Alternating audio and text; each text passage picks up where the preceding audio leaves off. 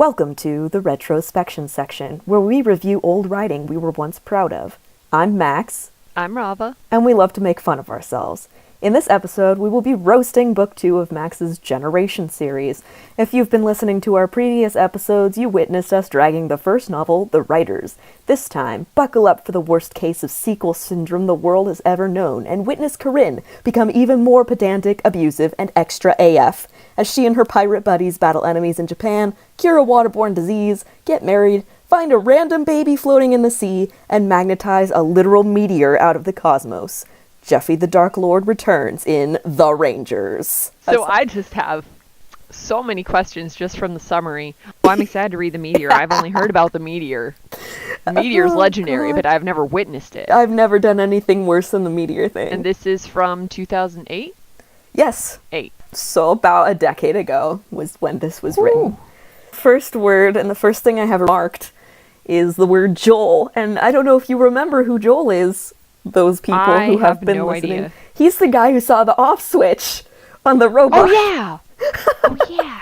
So he's the quote unquote main character now. Not gonna lie, I literally don't remember anyone from book to book except like Corinne and Evan. Yeah, no, because literally characters just disappear at random. Exactly, and then just like reappear, and it's like, hey, remember this? No. Oh no, I remember Jeffy. I guess I remember Jeffy. Jeffy was sort of important. Second thing that's marked is, I hear that Corinne's back. One kid from school says that he saw her in a tree, and I marked that one with, if you see someone in a tree, there's a 90% chance it's Corinne. As opposed to bushes.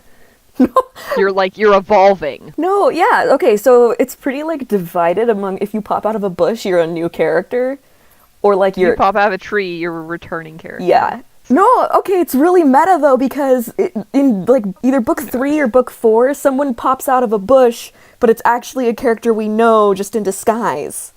Oh my gosh. I don't know why I'm surprised that there's literally no consistency, but... Yeah, I don't know why you are either. I should not be surprised at this point. But I'm always surprised at how bad it is whenever I go back and read this stuff. Chapter 2. They were outside throwing snowballs at each other for about 45 minutes. After their toes nearly froze off, they headed back to get a food carrier, which was kind of like a basket, only made out of plastic. A tisket, a tasket, a basket made of plastic. I had to make it futuristic, TM. All right. Then all of a sudden, a person dropped down from a tree. Guess who it is? I know. Big surprise!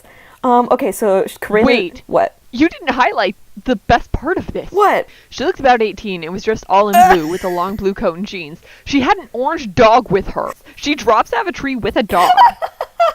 And this isn't a small dog. This is like a Australian healer.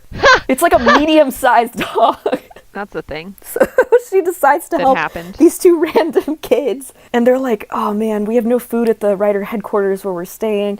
We don't want everyone to starve. Can you help us? And she's like, well, shoot, I would, but I have something to do. Wow. Destroy. And that's word for word. That's word for word, by the way. That is word for word. Mariah, the other main character, who, okay, she's mentioned one time in The Writers, actually. She was in the dungeon with Otto before they were unleashed into the forest. But, yeah, I don't know. I'll pretend I remember Otto. Yeah, that's Corinne's brother, who they just randomly meet. He's actually in this one, too, except he turns evil. Okay, it's just me and Joel are sick of living in that building. We're sick of not knowing what we're doing here, Mariah said, trying to sound as sad as she possibly could. It's actually Joel and I, said Corinne. This is where Corinne starts her pedantic. She just decides that grammar is really important to her. After she had changed both of the younger kids into rangers, Corinne produced 2 more of the board things from the forest by snapping her fingers twice. Mariah had no idea where they had come from. You ride the boards like you would a surfboard, but only in the air. Watch out for trees! With this, Corinne put her dog on the board and strapped him on. Okay. It's fine. Wait, okay, I have a question, actually. Yeah, please. What differentiates rangers from riders if they still have all their rider powers? The only thing is that I don't know if it's never really explicitly stated, but if you read between the lines hardcore, at some point it's explained that, it's actually right above this. What? If they change things, it's irreversible. You can't change them. You can't reverse the change. I have to turn you into rangers, but here's the bad part. I'm not a rider anymore. I can't change you back once I've turned you into a ranger. It's one of the disadvantages of being a ranger. Don't worry about it. The disadvantage of being a ranger is that you can't not be a ranger. Don't worry about it. I won't. I mean, I totally am worried about it, but I won't. This is like the beginning of one of the subplots, which is actually the main plot. Can I tell you something I've never told anyone?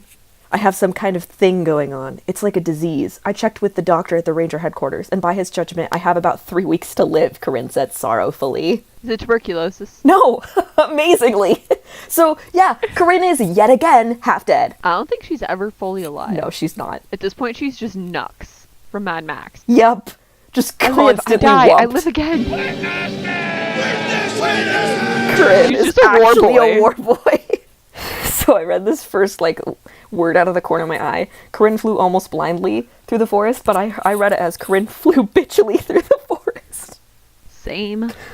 This concept is never mentioned again. Trying not to cry, Corinne flew almost blindly through the forest. It had started snowing. She'd gotten probably 40 miles away when she realized that her healer was gone. A ranger's healer was like their soul. If they didn't have one, they went all zany. It was too late to go back though, so she just kept going. What? And when I say, for people listening, because it's not obvious, healer is the dog. It's like a breed of dog. Do you start reading His Dark Materials around this time? Like the I Golden don't, Compass? yeah, no, I don't know if I was reading it, but I definitely saw, this is when the movie came out. Yeah, oh my god, you're right. The movie came out in like 2007, didn't it? I ran into an old man who was dying of some kind of thing like I have. Said he came from a city to the Far East, like Japan or something. A city like Japan.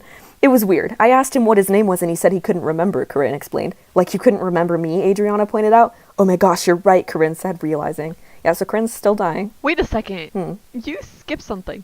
She looked at the board's reading screen. It said she'd reached what had formerly been Florida. Oh yeah, so it's 50 all... miles away from Mariah and Joel, who were in Alabama. It's wasteland. Like, it's all just wasteland, so they don't... Since when?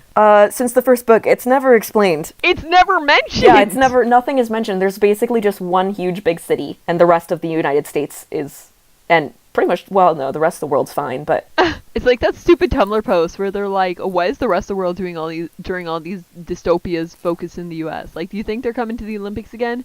Nah, probably not. The next one I highlighted... like only because I remember writing this sentence and I remember the exact inflections that Corinne does, and it's like the most obnoxious thing ever. Wow, Corinne, Mariah said, your friend is just about as cynical as you are. Hold your tongue, Mariah, Corinne said. Oh, I hate her. I hate her so much. And then put a hand to her head. Whoa, I really don't feel so good. And she fell to the ground. Okay. Goodbye. I tagged this one with I hate her so much. Even stupid new rangers like me know some stuff, as you may disagree, Mariah said shrewdly. So you do, even though that sentence was completely grammatically incorrect. Mariah and Joel and Adriana all got on their boards, with Mariah mumbling something about how big of a boob Corinne was. This one I tagged with, holy shit, I actually killed the cliche. Did you get where they're going? Asked the leader. Not yet, but we have the girl's coordinates. She's in Florida, heading southeast at 30 miles an hour. We can't tell who's with her, though. We know there are 3 others, said the assistant. Perfect, the leader said, rubbing his hands together. Can we turn on the heater? I'm actually so proud. That's actually really funny. I know. There are some... That's like some Austin Powers level joke. Yeah. There's some, really, actually chuckle-worthy lines in this. Can we turn on the heat? No, we can't. Evil doesn't pay the bills. Next one. I hate everything about this, is the caption. From there, they headed south, and after about 2 more hours of flying, they reached what had formerly been Disney World. The rides were still... What? Actually, that's actually one of your better distance time calculations there. Depending where in Florida she was. Yeah. Like...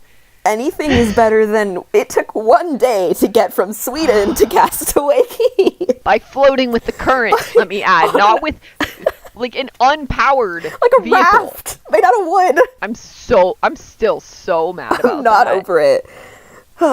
They reached what had formerly been Disney World. The rides were still there, and so they landed on top of the highest Ferris wheel they could find and looked out over the entire place, trying to find a place to sleep. They discovered a hotel and headed towards it to try and find a decent room. It turned out there was a kind of makeshift hospital in there. Adriana glanced at Corinne. Should we go in there? Worth a shot, Joel said. No, it's not, sang Corinne. Hey, that rhymed. Dude, I'm Googling because I was pretty sure. I don't think Disney World has a Ferris wheel. Yep, it does not. Well, shit. Okay. I love that the moment you said land on the Ferris wheel, I, who have never been to a Disney park, was like, that sounds fake. I'm honestly not surprised at all. There is no Ferris wheel at Disney World. Corinne. They landed on the non-existent Ferris wheel, and I like how it implies that there's more than one Ferris wheel, because they landed on the highest one exactly. they could find. When you said the tallest, I was like, there's not more than one. And then I was like, wait. There's not even one. I don't even think there's one. Deus Ex X-ray. The good thing is, boy. continued the man, we were able to take an X-ray after the man died. The answer to the sickness, ... poisoned water. We can give her a pill for that and she'll be good as new. What? So they found out that he had poisoned water in his system from an X-ray. And, we can just give you a pill and it'll cure you. That's not how it works. That's not how any of this works. Please, if I'm gonna be turned into a vegetable, I want nothing to do with this pill doodad, Corinne complained. No, the man confirmed. It's only a 2% chance, and if it happens, you'll be completely fine, excepting a minor change in your resistance to small colds. What? That's not how this works! I love that the entire chapter is 10 sentences, and one of the sentences is, he left. So the guy comes back and he gives her a poison pill. And Corinne knows it's poison as soon as she puts it in her mouth. And then she starts dying. Dude, you gotta read some of this stuff word for word. You can't just sum some of this. This is You read it. primo comedy gold. Alright, finally the man showed up with the pill. Okay, let's get this over with, Corinne said. The man handed her the pill in a cup of water and Corinne swallowed it without a second thought. I knew it, she said. I felt it in my gut. What? Adriana said. And then the man and Corinne both said at the same time with almost the exact same expression on. Wrong pill. What? Wait. How did she know and take it anyway? Don't ask me these questions. I have no answers. Ask me no questions, then I'll make up no BS.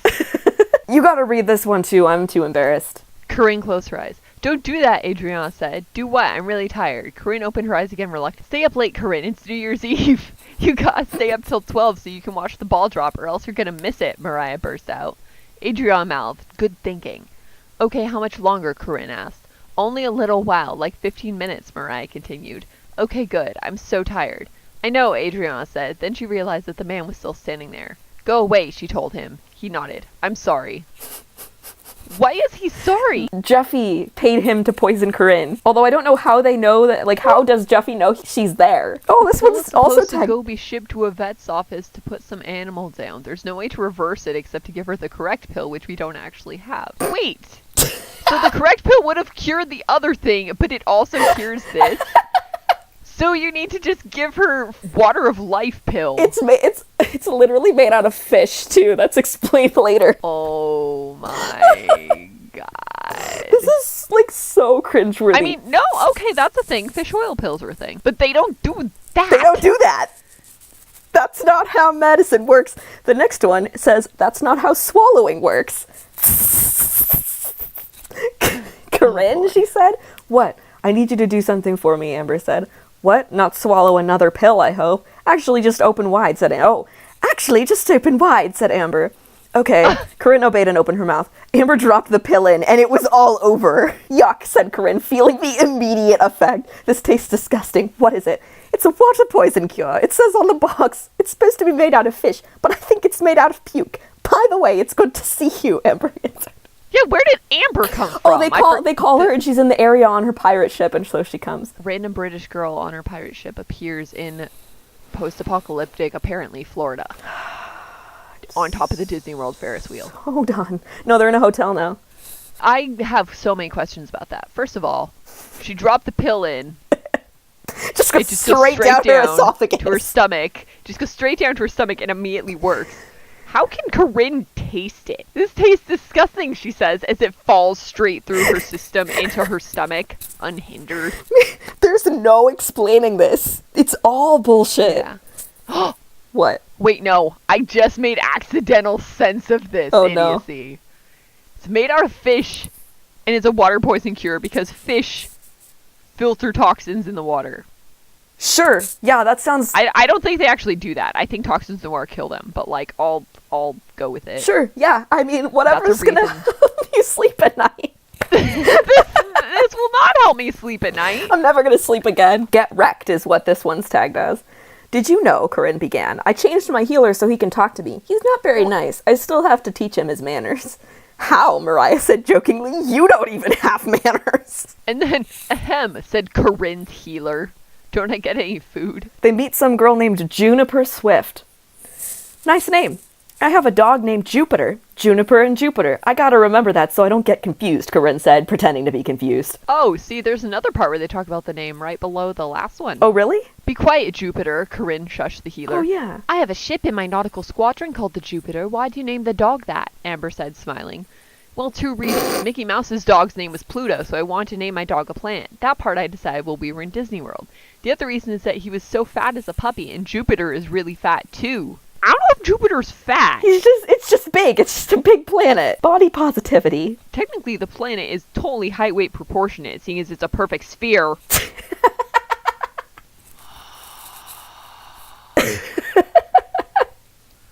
That was the soul leaving my body.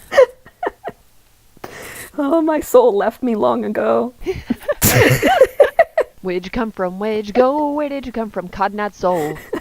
Corinne, what is it? Oh my gosh, where'd you find her? Adriana looked at Juniper, who looked at Adriana with just as much amazement as her older sister. They're related. Oh, but she didn't pop out of a bush. That's different. But her name is Juniper, so I guess that makes up for it. I actually chuckled at this part that I highlighted. Now we can rescue Evan and say hello to Otto, Adriana said. Corinne had almost forgotten that Adriana could read minds. Yeah, don't say that out loud, Corinne said in sarcastic happiness, then looked glum. What? I don't know, it just made me laugh. That doesn't make sense. I think, okay, so they're going to rescue Evan. Corinne sent him on a mission and he disappeared. And now so remember the part where like the guy's like, heh heh heh, can we turn on the heater? Yeah. That was, the guy rubbing his hands together was Jeffy, and then the assistant guy was Evan.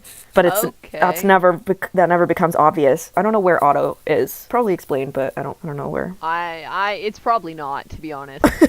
Yeah, you're right. I remember being really embarrassed about writing this part. What's wrong? Joel said, coming up to Corinne. My boyfriend's going to miss Christmas. It comes in 3 days. What about you? Do you have a girlfriend yet? No, Joel answered, but Amber's probably the hottest girl I've ever seen. Then he looked embarrassed. Did I just say that out loud?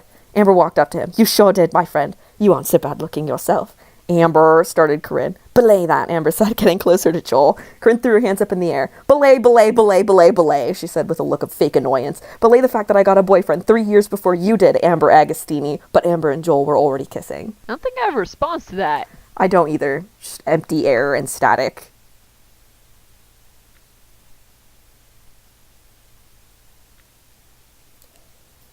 This has been Retrospection Section. We've just roasted part 1 of The Rangers by Max. Tune in next episode in which Max does some math and it creates a tsunami. This and more will be yours to experience in the next episode of The Retrospection Section.